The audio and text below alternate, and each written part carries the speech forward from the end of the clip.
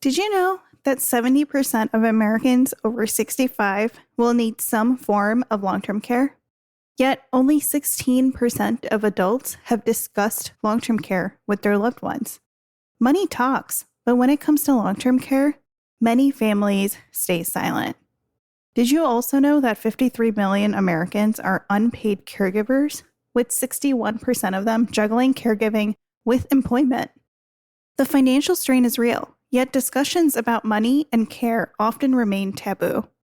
Today, we're breaking that silence with our guest, who will share her unique perspective on how to open these crucial conversations about personal finance and long-term care, potentially saving families from financial and emotional stress down the road. Welcome to Aging Together, a podcast dedicated to exploring the challenges and opportunities of caring for our aging communities. I'm your host, Dr. Pooja Ashok Patel, an occupational therapist with specialty certifications in geriatric care, dementia, and fall prevention. In this podcast, I interview guests who are experts in their fields or can share their experiences with caregiving. Together with the guest speakers, we dive into a wide range of topics, including health and wellness, care planning, caregiving, and more. I hope you'll join me on this journey. Let's navigate aging together. Hi, everyone. I'm your host, Pooja, and you're listening to Aging Together. This month, we're diving into how and when to start the conversation regarding long-term care with your family. To review this topic, I have a literal beauty queen on our show today. I have the privilege of interviewing Aaliyah Kissick. Aaliyah is an American beauty queen, entrepreneur, and financial literacy advocate. She holds a Bachelor's of Science in Agricultural and Consumer Economics from the University of Illinois, Urbana-Champaign, where she completed her CFP education requirement. Currently, she is attending the Geese College of Business for a Master's of Science in Management. At 17 years old, Aaliyah started her small business with just $50 and a lot of imagination. Utilizing online resources and personal finance books, she transformed her life and developed a passion for personal finance. After studying the subject in college, she decided to give back by making conversations about money more accessible. As Miss Illinois United States 2023, Aaliyah championed financial literacy, dedicating over 250 hours of community service in advocacy, information dissemination, and financial education for K-12 students. Moving beyond her year as Miss Illinois United States, she founded the Financial Literacy Diaries, a media company dedicated to closing the adult financial education gap. Additionally, Aaliyah is serving as the Director of Public Relations at the Financial Literacy Foundation. Together, we're discussing personal finance and long-term care planning. Please join me in welcoming Aaliyah to the show. Hi, Aaliyah. Welcome to the show. Thanks so much for joining me today. Hi, thank you so much for having me. Absolutely. So when we first talked, I think last week, you mentioned being introduced to long-term care planning at 22. Can you share your personal journey with long-term care planning and how it influenced your career path in financial planning? Absolutely. So I just graduated with my bachelor's degree from University of Illinois at Urbana-Champaign about 6 or 7 months ago at the time of this recording. And when I was on campus full-time as an undergrad, I visited home about once a week or every other week because I live very close to my campus. Whenever I came home one day, like early December, we're getting ready for Christmas time, my mom walked out of her room and half of her face was not moving.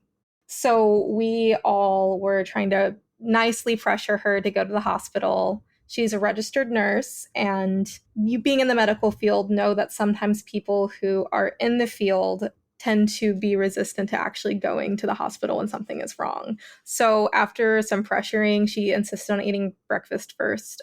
We took her to the ER, did a couple of CAT scans and an MRI, and they discovered that she had had a stroke. My mother was not that old. She's under 60. I'm not going to give away her age because that's very not appropriate for me to do so as a daughter. but she's not in that traditional age range where you're expecting something life-threatening to happen. She did adopt me in her 30s, so she's a little bit older than a traditional parent, even though these days there's really no such thing as a traditional parent anymore. You see a wide variety of families. But that being said, when we're having conversations about long-term care, the conversations that need to happen are about the evolution of the family and how sometimes you have parents who are in their 50s while their children are students or while they're still entering the workforce. So that's what happened with me. I was visiting home from college one day and my mom happened to have a stroke as soon as she got out of bed. So we were in the hospital and we discovered that she had a huge blockage in her carotid artery and she had to have very life-threatening surgery. The success rate for the surgery was relatively high, but there was enough of a worst-case scenario failure rate that we had to start having conversations about what would happen if she died. And one of the things that gave me a lot of insight for long-term care and planning, as well as some of that estate planning for the worst-case scenario, is having a class that covered estate planning and long-term care. I study financial planning and I studied it full time when I was at University of Illinois. That's where I got my education requirement for the CFP. But I know that not everyone is studying to be a financial planner or is in the financial planning field. I was very lucky to have had that class at the same time as my mother having a stroke. And so I recognized the importance of it. And it was really great that I had this class because I learned about the nuance that goes into preparing for a loved one to either get life-threatening surgery or preparing for them to cross to the other side. Because worst case scenarios don't always happen. Most of the time, worst case scenarios don't happen. So we had to figure out not only what would happen if she passed away, but also what would happen in between. And I was empowered through this knowledge that I had to have these conversations with her before she was ready to go back to surgery. I can't imagine trying to be her medical power of attorney and figure out all of these situations an hour a day before she had her surgery. So we had a few weeks that we could sit down and have these conversations. We talked about the worst case scenario, but we also talked about what would happen if she were incapacitated, if she were in a coma, if she required additional care. And through those conversations, we had a clear action plan. We had a very well thought out estate plan that included succession and everything that needed to be done, but that's a conversation for another time. We also had a very clear plan for if she were to be in a position where she were a vegetable or if she needed additional care. If she became a vegetable, she said that she wanted DNR papers signed. And if she recovered from her surgery but was in a position where she could no longer take care of herself, she gave me the permission and empowered me to allow her to be placed into a nursing home. These conversations were extremely helpful to me, especially as a young person. I was so young at that point. I'm still young now, but I was even younger back then. It gave me the strength that I needed to make those decisions because I was studying for final exams at the same time as making sure that my mom was ready for her surgery and set to go. My final exams were actually a week after her life-threatening surgery. And so having that peace of mind and knowing that we had a path forward protected her because it gave her a less stressful experience, but it also protected me as the decision maker because I knew that in the future I would be having a lot of other thoughts and my mind would be somewhere else. And so having the controlled opportunity to make decisions beforehand allowed me as a very inexperienced young person to properly handle the situation. We were very blessed and lucky. She made it through the surgery successfully. She's had nearly a full recovery. There are some days where she's not operating at 100% functionality, but she's still able to go to work. She's still able to support herself. And in some ways, she's actually doing better than she was before. The surgery inspired her to lose almost 100 pounds over the last year and a half. And I'm very proud of her. She's doing very well. Thank you for sharing that story. I think you shared quite a few points there that are so important to address. I think one of the first things you mentioned was the dynamics of non-traditional families now, right? There's no such thing as traditional or typical families today compared to what is often seen as a traditional family. And you brought that up in a way to identify that a lot of family caregivers are going to be younger and younger. Oftentimes, when we look at family caregiving statistics, they're often middle-aged sandwich generation family caregivers. They often have families of their own while they're trying to navigate care for their parents.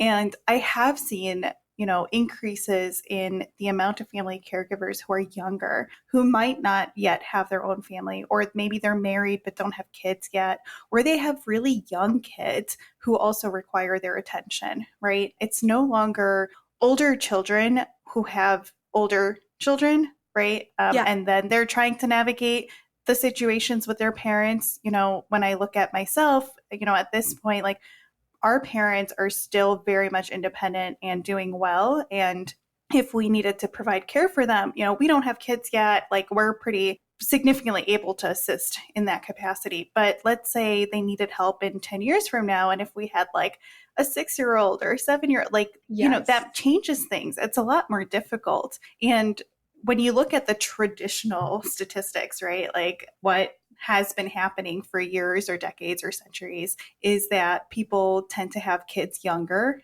which is changing. And in that case, a lot of the family caregivers, their children are in college or older, and now they're providing support for their parents.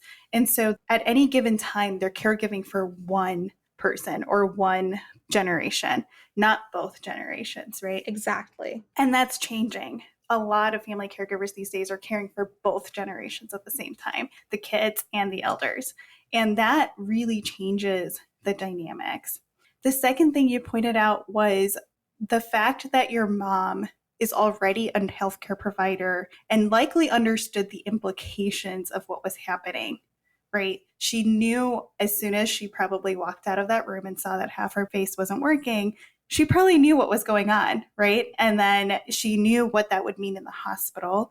And potentially, as hesitant as we are as healthcare workers to get all the care that we need, she probably knew the implications of going into surgery and understanding what the aftermath could look like. And that likely helped her and you process it better and plan a little better.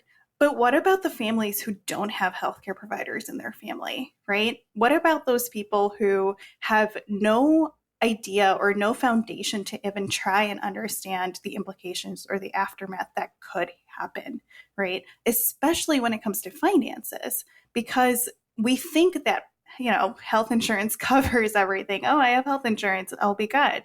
But we know that that's not the case. So I guess with your experience and your educational background, what are the key financial considerations that families should be aware of when planning for long-term care or emergent healthcare needs? So one thing that families should start thinking about, even if you're in your 20s, if you are living in a capacity at some level on your own, is starting to consider options for financing. There are multiple ways to do that. A lot of people self-fund using savings accounts. However, additional options might be government-funded programs like Medicare, the VA, and Social Security sometimes has some long-term care options for people who are over the retirement age. There are also excellent opportunities in insurance. And for a second, I really want to explain the importance of insurance and get into a little bit more about what it does. Because yes, something that you mentioned, it is a very common misconception that health insurance will cover everything, and it truly does not. Health insurance is to cover your wellness checks and then any issues that might arise whenever you're coming into those wellness checks. They don't typically cover things like in-house nurses. They don't usually cover nursing homes.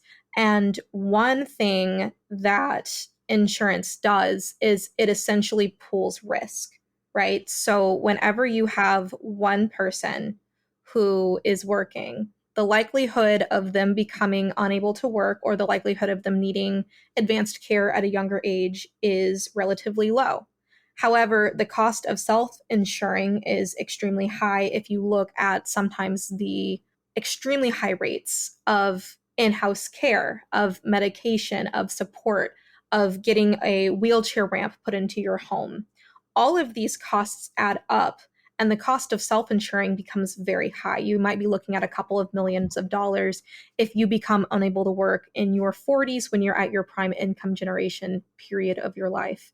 And so the purpose of insurance is to pool that risk together, because fundamentally, if you have one person, they have a very, very, very, very, very minuscule risk of becoming unable to work and unable to take care of themselves. However, if you get a group of people, a larger group of people, statistically, if you're looking at a person who's between 35 and 55, the likelihood of them becoming unable to work from a health-related issue is still very low, but it's higher if you take that statistic across 1,000, 10,000, or even 100,000 people, as opposed to just one person. So that's the purpose of insurance. It's about pooling that risk.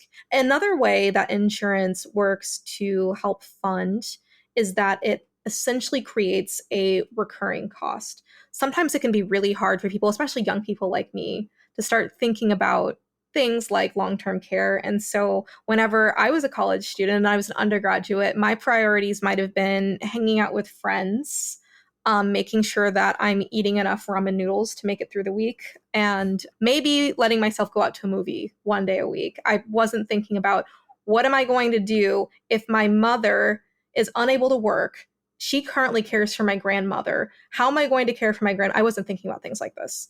And so a really good way that insurance does this is, as a parent, investing in I use the word investing, meaning purchasing a disability insurance that is high enough to cover the cost of your living up until your retirement age is a really good option. Because if you do become unable to work before your children are in a position to cover that income and cover that expense for you, that's a great way to pool the risk with other people and then prevent yourself from transferring that risk to your children before they're ready. Luckily, because my mother is an RN, she does have disability insurance, and she also has options that would allow us to be able to care for her and my grandmother. But not everyone has that. And it's really important to look at your individual situation and figure out where maybe disability insurance can make a difference. Another great way to come up with a large amount of money that you can use for long-term care is life insurance. If you have a spouse that may need long-term care in the future and you happen to pass away at a younger age, having a life insurance policy that is enough to cover even a portion of that long-term care is an excellent way to hedge against the risk of having a spouse that is unable to care for themselves in the future. This is in part how my grandmother has been able to live for so long. She recently moved in with my mother about 4 years ago, and she was on Social Security for surviving spouses. And that was how she was able to support herself for many years until she had to finally move in with my mother and get additional care from my mother. But in different households, there are also different financial situations. My grandma is very frugal. She was born in the Great Depression, and she sometimes forgets that we are allowed to buy butter, like real butter. So she has a slightly different situation. But if we're talking about people, especially in that boomer age group where we're actually starting to see people needing long-term care, it's really important to know and understand your financial situation and your lifestyle situation, because a big part of long-term care planning is also making sure that you are keeping up the lifestyle that you are accustomed to. It's going to be really difficult for a person to adjust to going from dining out maybe 3 or 4 times a week to having to cook on their own, especially if they're unable to care for themselves. The cost of caring for yourself versus having someone else cook for you or being able to dine out is a much bigger difference. It's very important whenever you are talking about financing and figuring out options and creating a plan with a professional like you to understand the lifestyle and understand the budget before you go into those conversations.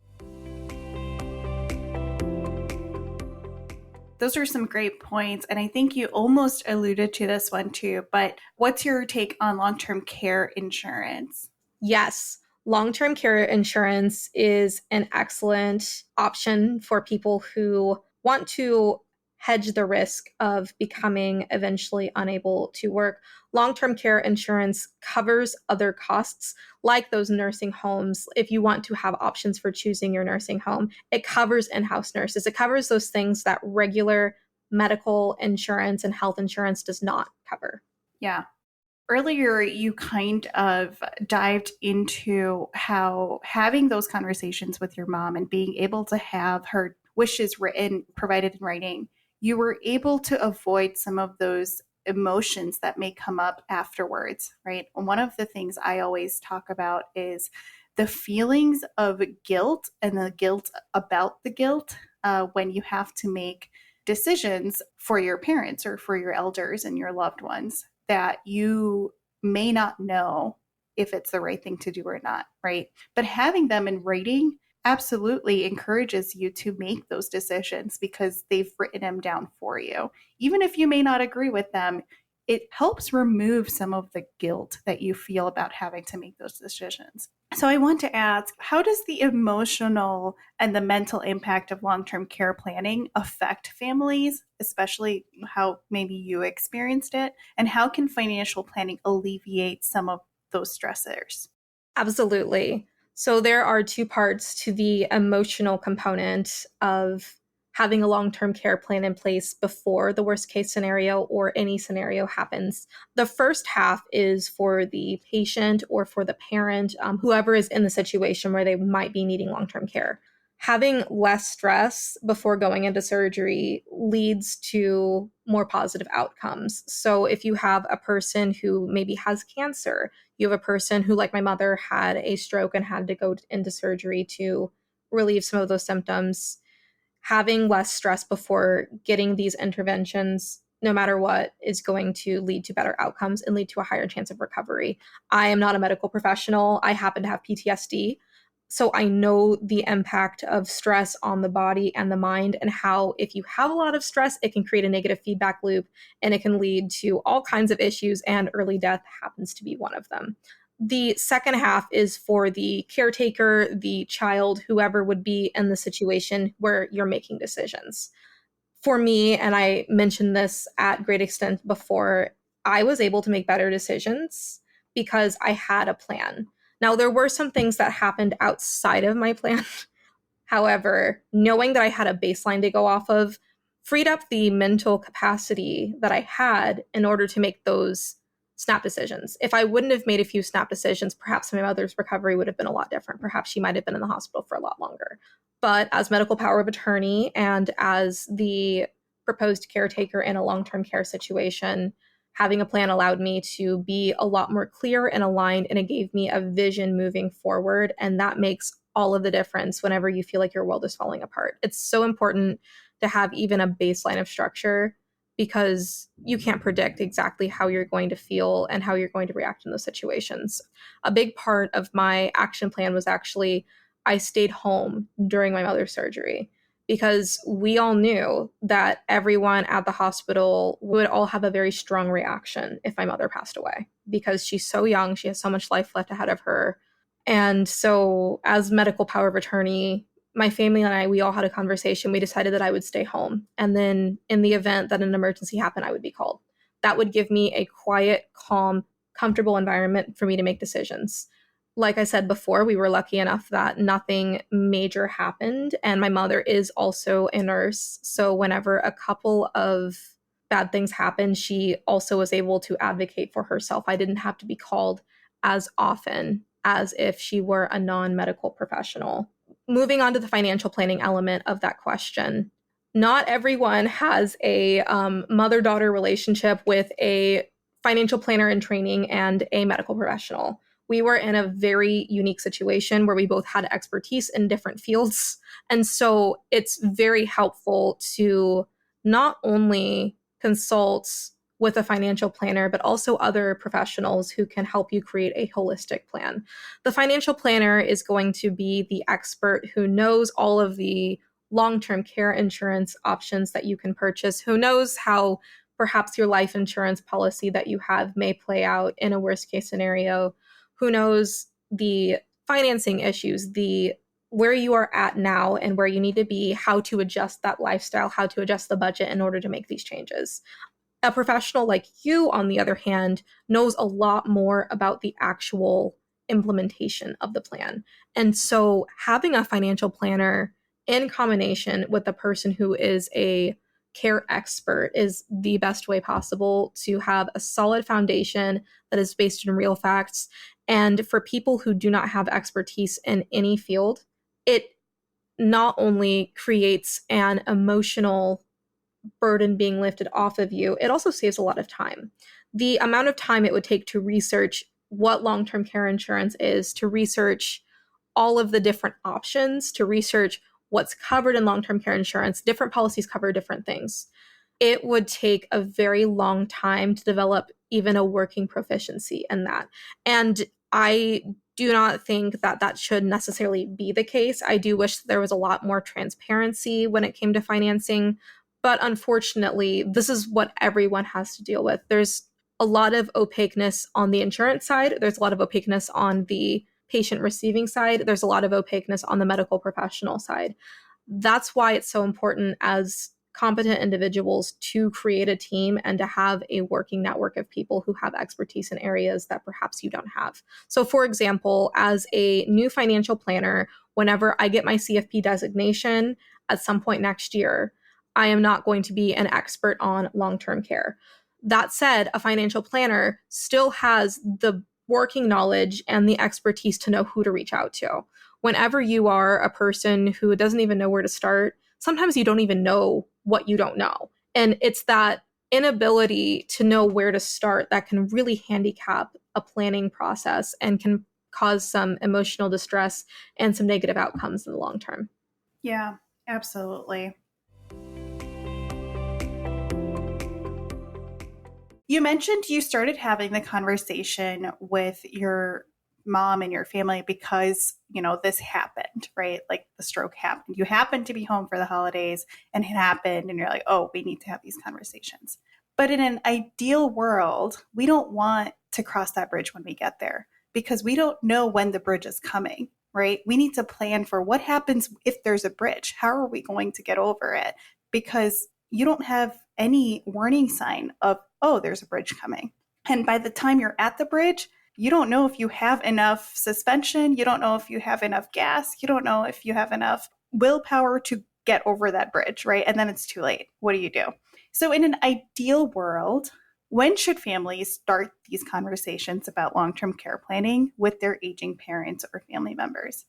In an ideal world, like I said, I think these conversations should start happening whenever children prepare to go off for college. If I would have known what long-term care planning was before I started college, I definitely would have been having this conversation because I know we have a multi-generational family. My grandmother lives with my mother, and then whenever I visit with my husband, we have 3 generations in my house.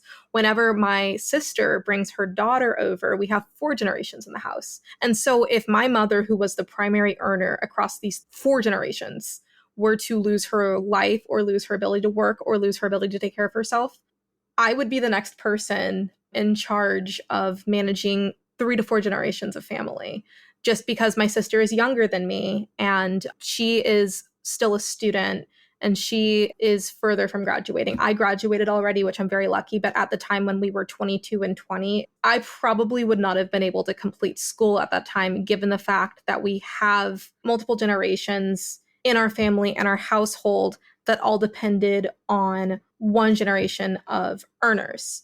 That said, if I would have known what long-term care planning was whenever I was a little bit younger, before going off to college and before putting myself into a situation where I was highly leveraged and I wasn't making much income, I would have wanted to know how to protect my mother in that situation and also how to protect myself as a student. Because as a first-generation university student, it is my ultimate goal to graduate and to be able to provide for my own family in the future. And I know that having these conversations beforehand would be the best case scenario to allow me to continue to go to school, to allow my mother to get the care that she needs, and also to keep the harmony across the 4 generations in my family. That said, I think that in an ideal situation, long-term care planning should be something that's discussed around the ages of 18 to 21 as you're starting to establish yourself in adulthood. I agree with you. I don't know that I ever thought of it or considered it from that perspective, but it makes sense to have plans in place as soon as you're moving away from home. Because in the case that something happens, what's the plan, right? When you're at home, I think it's not as common to think about things like that because you're like, oh, I'll be around if something happens. But especially when you're going to be moving away, I think it's imperative and really important and the right time to start having those conversations. And that's not to say that you can't continue the conversation over time. The ability for an 18-year-old or a 17-year-old or a 19-year-old to retain a full long-term care plan might not be at its optimum point, right? When you are starting college, you are applying for schools, you are going to orientations. There's a lot of stuff on that young person's mind. But this is a process that can start happening then and then continue over time. So if I could go back in time, if I could get into a time machine and tell my 18-year-old self who was about to start college what was going to happen, I would want to sit down and have a very brief conversation with my mother and go over the basics. Just start having the conversation and say, hey, mom, I'm about to move away. I want to be able to make sure that I can stay in school and that you're also taken care of if something bad happens. What can we do to prevent the worst case scenario? And that's where the conversation could have started. And then once I graduated at 23, but in that 21 through 24 age range, whenever I become a young professional and I start generating some income, I found my husband, I got married at 23. The next step to the conversation could have been, now that I'm generating income, what do we need to do in order to make sure that you're taken care of? What maybe do your finances look like on a very high level to ensure that I can make sure that your lifestyle is still the same that it was before? And how does my husband play into this? Because a really big important part, and this goes into that emotional side and that family dynamic side, is setting boundaries. Now that I'm married, for example, I probably can't live at home the same way that I could have before. If when I was 22 and I was single, I went home basically the entire semester whenever my mom was recovering. I went to class. I think I had classes Mondays, Tuesdays, and Thursdays, and I was home pretty much every other day because she needed additional support. Even though she didn't need professional care, it was still very difficult for her to function as a person without additional support. So I was home a lot more. As a single person, I have no other obligations and commitments. Fundamentally, my apartment did not miss me when I was gone on campus. But now that I'm married, if this would have happened when I had a husband, we would have to have a conversation with my husband. We'd have to have a conversation with his family to figure out the best way. And then other family members might have had to step in where I could not be, because I could not be 100% at that point anymore because I have additional commitments. I have a full-time job now where I didn't before. And there's a lot less flexibility fundamentally as a working individual than there is as a student. Being a student, even though it's not easy, being a student is not easy, and I will never discredit the experience of young people, there still are a lot more safety nets whenever you're still in school versus when you're out of school. So starting to go into those conversations and asking those questions and figuring out those dynamics, setting those boundaries, starting to set boundaries when you're in your early 20s is best. Because if you have issues of enmeshment or tangling your finances and then it progresses and compounds until you're in your 30s, 40s, 50s, and you're in that traditional range for being a caretaker, there's a lot to unravel in a very short period of time. So setting proper boundaries is a great first step. And then as you get to that traditional, I say that in air quotes, as you get to that traditional age, you can start to have even deeper conversations. Like, you are now at the age where it's typical to start to expect this. It's not that I think, and this is the important part, you're not trying to put your parents or your people who took care of you as a child, you're not trying to wish them that they're dead. And I think that that's what a lot of people assume, is that having these conversations automatically assumes, oh, you must be thinking about your inheritance. Oh, you must be thinking that I'm going to die soon. You must be thinking that I'm sick. It's important to emphasize that you're wanting to have these conversations because they're still healthy and you want them to stay that way. Even now, I know that this is very much a nitpick on my part. My mom loves to go outside. She belongs outside. She's healthier that way. But I bought her some SPF 100 to put on her face because I saw a freckle that looked kind of like skin cancer. She got it checked out last year. It was not skin cancer, but I want to have those preventative conversations with her because I do not want her to get skin cancer and have to be out of work for having to get surgeries or having to retire early. She has a certain social security goal that I want her to reach, and knowing these small things and having the conversations while she's still well allow me to do that. So if you take that on a bigger scale, when you're saying you're not having a heart attack right now or you're not having a stroke right now, but I want to have these conversations while you're still well, stuff like this has sometimes irreversible damage, and it's best to have these conversations whenever your parents are at their full mental faculties. It's a lot harder to have conversations with a person after they have permanent damage.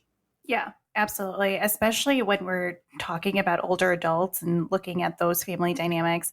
I always mention that, I'd rather have these conversations now versus after you have already started demonstrating physical or cognitive decline, right? Especially cognitive decline with older adults. You want to have those conversations early. And, some of the statistics around if it's and now it's a when, not an if, because people are living longer, there's almost a 70% chance that individuals over 80 will require some form of long-term care at some point.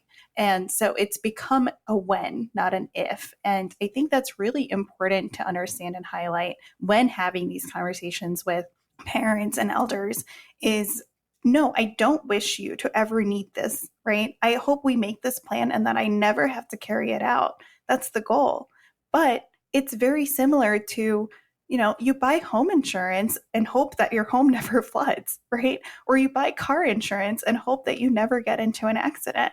And that's the very similar concept here is you create these care plans or you opt into these financial options, hoping that you never have to use them, but you have them in case something happens because you can't predict things like that, right? They're going to happen and you can't predict them. And I think it's really important to have those conversations. And piggybacking off of what you were saying of like revisiting these plans, I always say if they're healthy and there's nothing going on and nothing has changed, review them every 5 years because you might be in a different place, that your mom might be in a different place, right? There might be other family members involved. Like you said, when you had these conversations with your mom at 22 or 23, those probably looked different before you got married. And now as you're married and maybe if you have kids or other additional family members, having that conversation again in a couple of years might look very different, right? Because now you're involving all these other aspects of your life into it.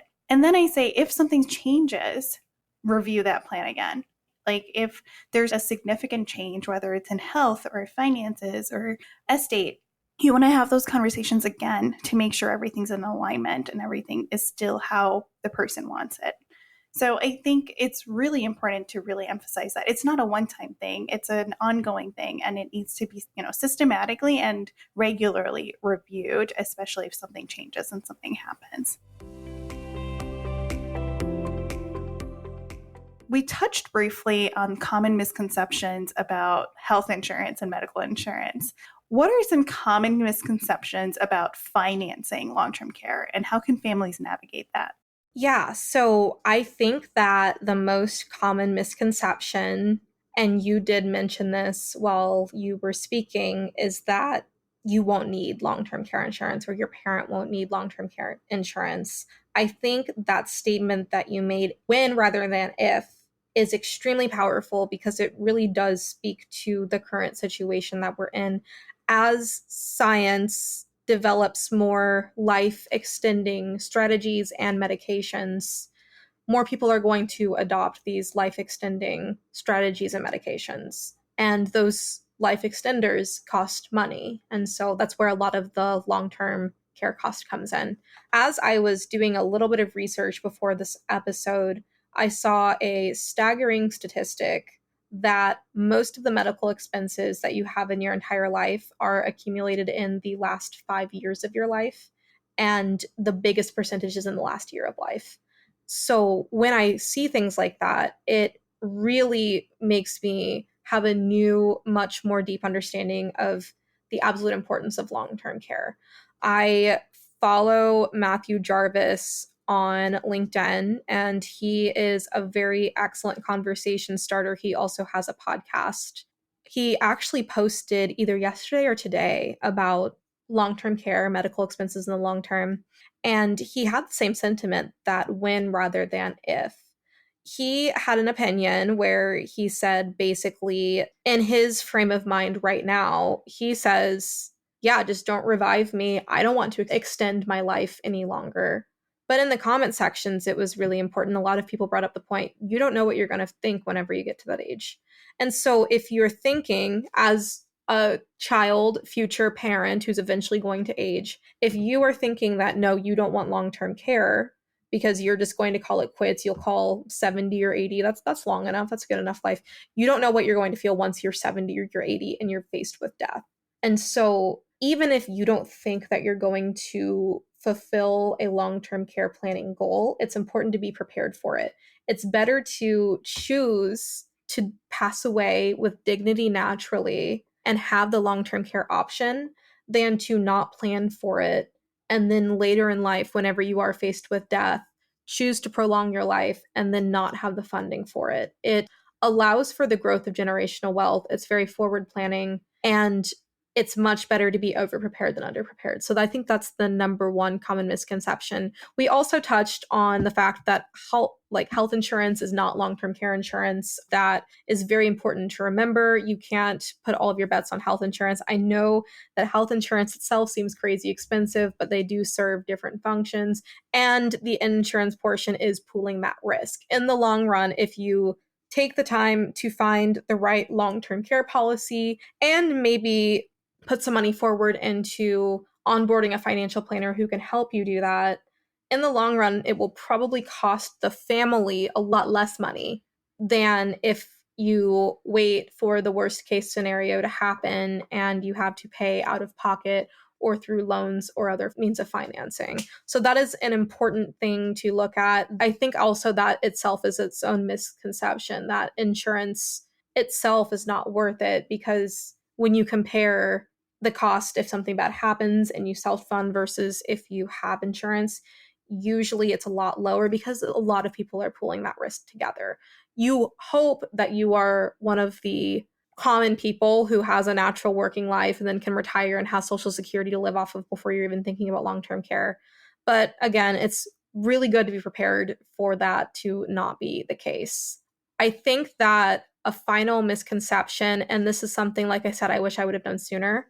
I think that in the industry, we need to start talking about having the conversations sooner. We went into that in quite a bit of depth. And on the patient caretaker side, that's excellent. But I also think that that's something that needs to start being talked about on the provider side. So doctors need to be having these conversations with their patients, maybe suggesting, not telling them what to do, because again, it's important to stay in your zone of expertise, but raising awareness about it, which is exactly what you're doing with this podcast, is something that's super important. And I think that's the final misconception that I can think of when it comes to these subjects. Yeah, I think that last one really hits home with the misconception of like having these conversations, right? And it differs so much between families depending on their dynamics, depending on their culture, depending on the area they live in. I think it really differs from family to family. Yes.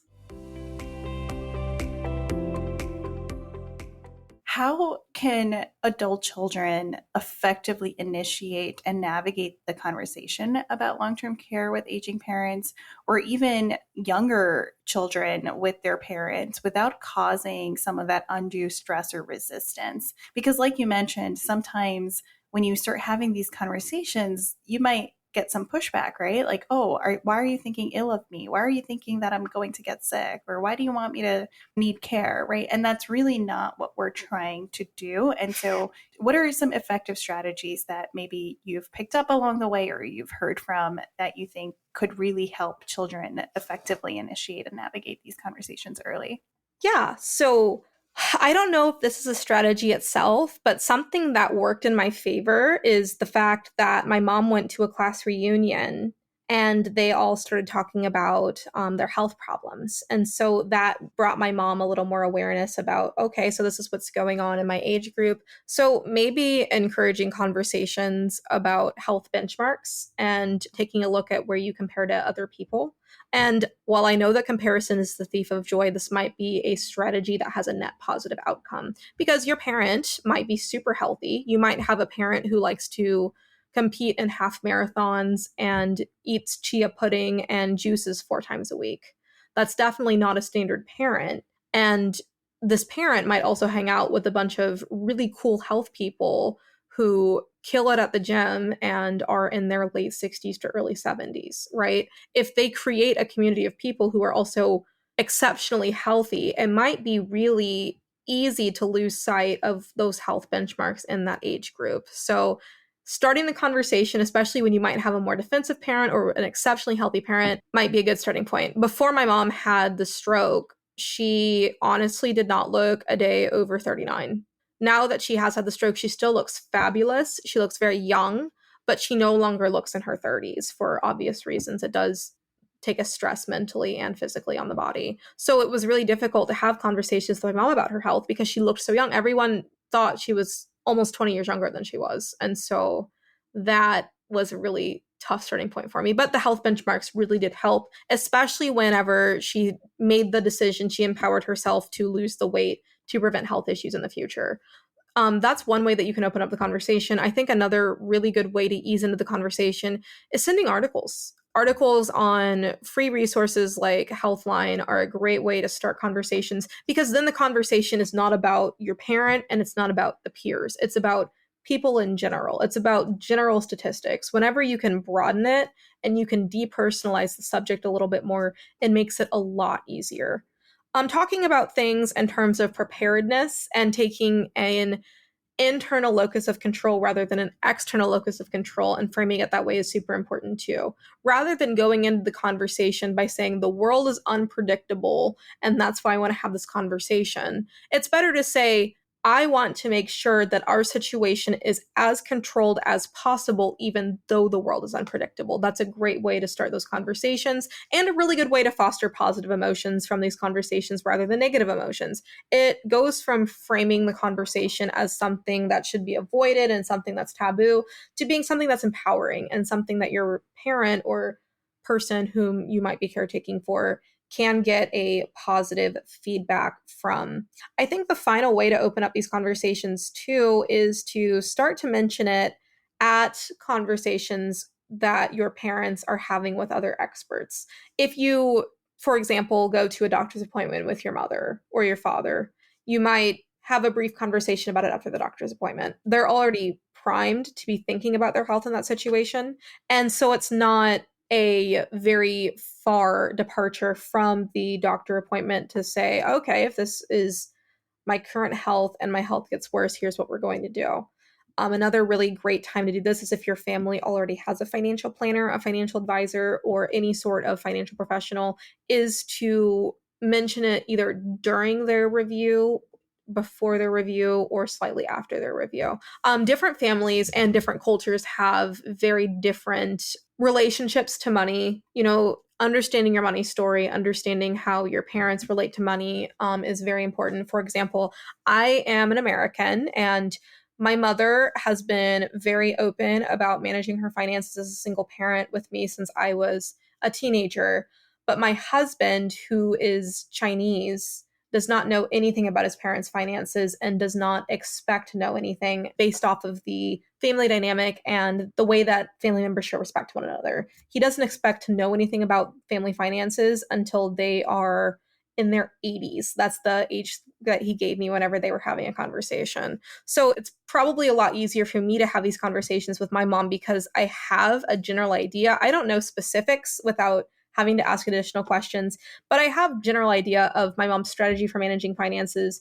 And so opening up that conversation might be a little bit easier, where my husband, his parents are also younger. So it's a completely different situation, completely different dynamic. Opening up the conversation with aging parents and trying to make it something that's not quite so stressful. A really good strategy that I like is action bundling. And this is a little psychological hack. if you know that you're going to do something that you hate, bundle it with something that you love. So if your parents absolutely love going to a specific ice cream spot, volunteer to take them to this ice cream spot and discuss this. My husband and I do this with our finances. We have a little date where we get together and we get one of our favorite dishes and we talk about things, because we know that even though I work in finance and I do this basically full time as I'm studying and training to become a CFP, it's still not the easiest thing in the world when it's yourself. So that's something that's really important to remember, is rewarding yourself and bundling those actions is a great way to make the conversations a little bit easier. Those are some great strategies. Thank you for sharing those. You mentioned, the culture dynamic is different across cultures. And I feel, and, I've heard from peers that cultures are changing a little bit with our first and second generation populations here, right? So I was born and raised here, but my parents immigrated from India. Same thing with my husband, right? And then there's the population where they immigrated here themselves at a very young age, and their parents immigrated with them, but they weren't born and raised here. And so we've got those generational cultural differences too, because, my husband and I grew up with the culture here, right? And often seeing finances, financial conversations, things like that. Whereas someone who maybe immigrated here at a younger age and wasn't necessarily raised in the culture here may not have been familiar with those conversations or topics overall. And I think it's really important to highlight that our education systems don't really prepare us for any of this either. And we don't have basic intro to financing or intro to bills or, any of those kind of intro to money courses, whether it's high school or college, unless you pick a field within finance or business or something real tangible like that. So, do you have any resources or tools that you recommend for families to better educate themselves when it comes to not just long-term care, but also financing options? Absolutely. So this is what I am extremely passionate about. I mentioned that I am a first generation university student. I'm also a former foster child. And so there's a lot of very interesting dynamics that go into that. I was raised in a single parent home. It's very interesting to see how different my life might look from someone who also was born in America. And then you're right, you have those cultural differences. Whenever I met my husband and he started sharing his family dynamic, my head almost exploded because I'd never heard about some of these dynamics. And now that we're married, it's beautiful to watch it play out, but it does create a situation where we have to have a lot of open conversations and strategize basically about how we're going to open up certain conversations, because it looks a lot different in my household than it would his household. So those are all really good. I really think that the best way to start to develop more financial literacy is look for online resources. A really good way to do this is to just Google a very specific topic. And now that I've mentioned online resources, I do also think it's really important to have a basic understanding of media literacy. Whenever you are looking up resources online, which I think there's a wealth of information online, there's so many free resources that you can get started with. I do also think it's important to remember that not everyone has your best interest in mind. So before you implement a piece of advice, you should think about whether or not it actually applies to your financial situation, and think about the angle behind why this person is providing this information to you. There is nothing wrong with a person who has your best interest in mind creating what's called a sales funnel and using a freebie as a way to communicate their services with you. I think it's a very holistic and good form of advertising. But there are some people who are using the same strategy to convince you that you should put all of your money in a very risky speculation because that will help you fund something. So it's very important to vet the people that you're listening to and not take advice just because it's on the internet. A lot of people think that financial information ranks in order of accuracy on Google, and it actually ranks in order of what's called search engine optimization. So people like me, financial literacy advocates, I do a lot of work for the Financial Literacy Foundation, which is a nonprofit organization which helps people get connected to resources. And I think that the Financial Literacy Foundation is an excellent place to get resources.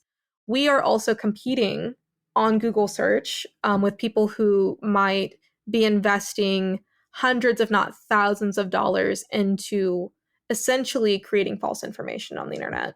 So I think the internet, long story very short, I think the internet is a great place to start if you vet resources, and nonprofit organizations like the Financial Literacy Foundation and well vetted and respected financial experts are also a great place to look for advice on certain topics. Yeah, thanks for the plug about, media literacy. I think it's really important for people to understand that not everything you see on Google is accurate, right? And so we want to make sure that even if you read something and then you think it applies to your personal finances, I think it's still really important to consult with an expert, right? Talk to that financial advisor, that financial planner, and make sure that it actually does meet your family's finances. Absolutely. Yeah. Going back into common misconceptions a little bit, I think that people believe in general that a wider access to information on the internet or even through books and other resources is going to make financial planning obsolete. And I absolutely do not think that's true. I think that it's very important to have a well-educated general population. And then it's also important to have those experts be able to lead and guide and help you figure out, what's accurate and what's not. Because as more information is available online, especially with AI, artificial intelligence is a really big contributor to information in general, but it can also contribute to misinformation. I know on Google specifically, I think that most people use Google whenever they're trying to search out new information. On Google, there is this new AI tool that generates some different results from top search websites. And for a website that has a very high, what's called high authority, it's extremely easy to manipulate this AI function to say incorrect answers. And so that's where I think that financial advisors, financial planners, financial experts, even financial coaches can come in to be a vetted source of information. Certifications do still matter in situations like this, but that also does not discourage anyone from trying to gain as much information as they can by themselves. It's very good to have a symbiotic relationship with an educated client because that allows the financial planner to effectively communicate what they're trying to do. And it allows the client to have a real part in the decision-making process. The financial planning career in general is moving away from being, the authority up here and then the person that is receiving the advice not having any say or any knowledge. I think that starting to work together as two trusted individuals is where the profession is going, and why I think that digital information is such a great asset to the field, the profession, and also the world as a whole. Yeah. I just want to say you've shared some phenomenal information here today, and I think we've had a very productive conversation around early planning, early conversations, and especially looking into financing for long-term care options. What is one takeaway you'd like the audience to consider as it relates to all of the above? I think that the one takeaway I would say is that if you think it's too early to start, it's not. I don't think that anyone who is listening to this is too late. I also don't think that it's really too late until the worst case scenario has already happened. But if you're listening to this and maybe you're in your late 20s, you're starting your job, you came across this episode and you're wondering if you're looking for a sign, this is probably your sign to start having a conversation, even if it's just as simple as, hey, mom, hey, dad, I care about you. Let's talk about this at some point. Yeah, absolutely. I agree with you. Thank you so much, Aaliyah, for this wonderful conversation in highlighting the emotional side, the financial side, and just the general role of family dynamics when it comes to financial planning for long-term care. Thank you so much for having me. And thank you so much for the work that you're doing to bring more awareness to the subject. I cannot emphasize enough how impressive and how good I think this is. Thank you. Appreciate that. To my listeners, thank you for tuning into this month's episode with Aaliyah Kissick. If you would like to learn more about Aaliyah or the Financial Literacy Diaries, please visit aaliyahkissick.com or fin-lit.org. Sharing expert perspectives on various age-related topics and services can help the community learn how to plan for a healthier future. At Aging Together, we are dedicated to helping you navigate aging together. Thank you for tuning into Aging Together. This podcast is brought to you by Aging Together LLC, a private care consulting practice helping individuals and families age with a plan. This episode was produced by me, Dr. Pooja Patel, in partnership with Natural Eye Media. If you found this episode of Aging Together valuable, we'd love your support in spreading the word. Your likes, shares, and reviews fuel our mission. Don't forget to rate and leave a review wherever you're listening. Your feedback matters. Until next time, take care.